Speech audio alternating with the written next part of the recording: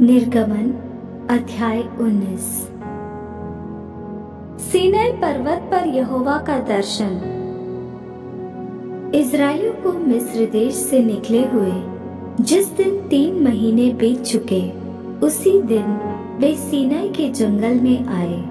और जब वे रपीदीम से कूच करके सीनै के जंगल में आए, तब उन्होंने जंगल में डेरे खड़े किए और वही पर्वत के आगे इस्राएलियों ने छावनी डाली।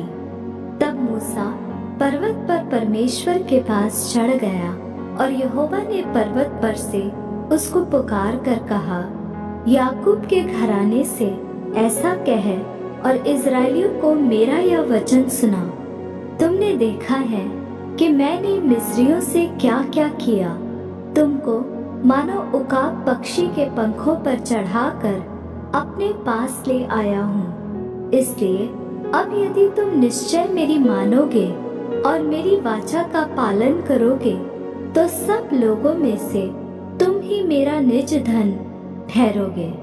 समस्त पृथ्वी तो मेरी है और तुम मेरी दृष्टि में याजकों का राज्य और पवित्र जाति ठहरोगे। जो बातें तुझे इस्राएलियों से कहनी है, वे ये ही हैं। तब मूसा ने आकर लोगों के पुरनियों को बुलवाया और ये सब बातें जिनके कहने की आज्ञा यहोवा ने उसे दी थी, उनको समझा दी। और सब लोग मिलकर बोल उठे, जो कुछ यहोवा ने कहा है वह सब हम नित करेंगे।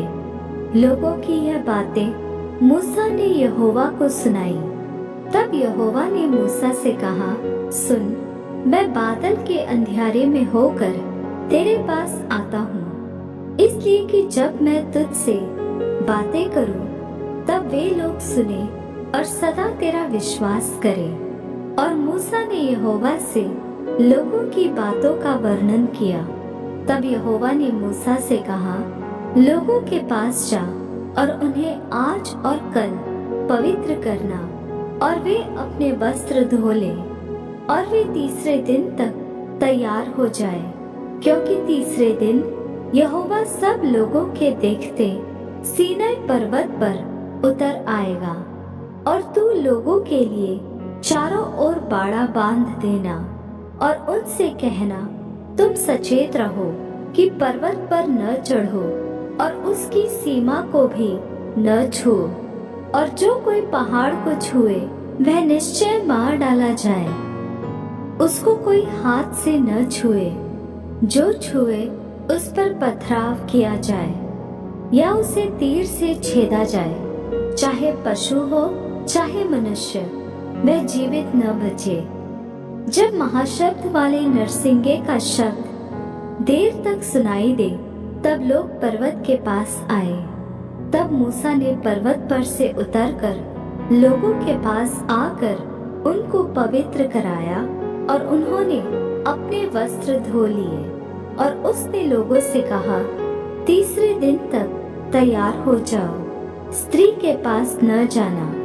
जब तीसरा दिन आया, तब भोर होते बादल गरजने और बिजली चमकने लगी और पर्वत पर काली घटा छा गई। फिर नरसिंगे का शब्द बड़ा भारी हुआ और छावनी में जितने लोग थे सब कांप उठे।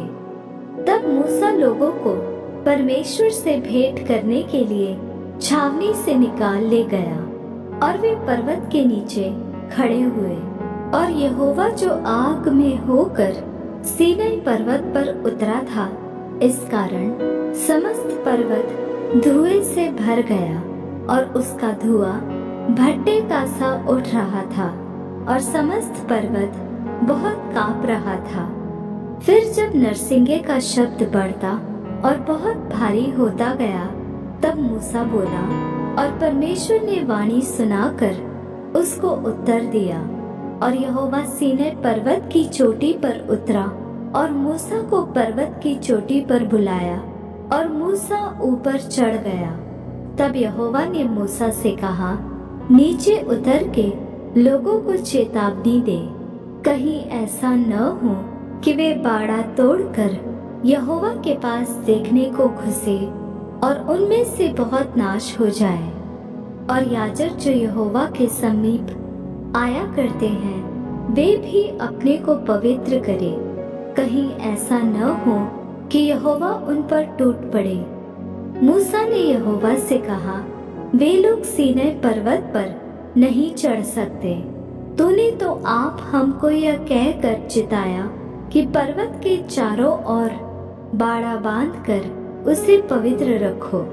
यहोवा ने उससे कहा, उतर तो जा और हारून समेत तो ऊपर आ, परंतु याजक और साधारण लोग कहीं यहोवा के पास बाड़ा तोड़कर न चढ़ आए, कहीं ऐसा न हो कि वह उन पर टूट पड़े। अतः ये बातें मूसा ने लोगों के पास उतरकर उनको सुनाई।